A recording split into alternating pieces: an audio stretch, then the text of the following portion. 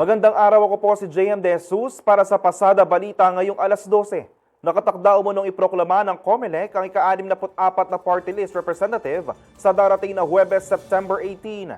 Ayon kay COMELEC Chairperson Attorney George Garcia, nakapaghain na ng rekomendasyon ng Law Department at Supervisory Group ng National Board of Canvassers para maiproklama ang 64th party list nominee sa lalong madaling panahon. Nauna nang sinabi ng COMELEC na hindi naayon sa saligang batas ang kasalukuyang 63 party list seats sa mababang kapulungan. Nakasaad sa konstitusyon na 20% ng komposisyon ng Kamara de Representantes ay dapat mula sa party list sector.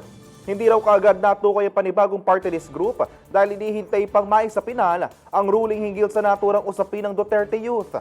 Inaasahang lalabas raw ang desisyon ukol dito sa huling araw ng Setyembre. Matatanda ang kanselado na ang registration ng Duterte Youth Party List na dapat sana'y may 3 pwesto sa Kongreso matapos manalo sa halalan. Subalit inireklamo ito ng ilang grupo dahil sa umunoy misrepresentation.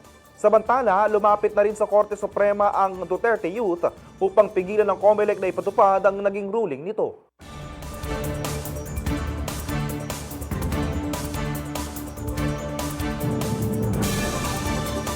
Para sa ibang balita at updates, tutok lang sa Pasada Balita mamayang alas 2 ng hapon. Ako po si JM De Jesus. Magandang araw po.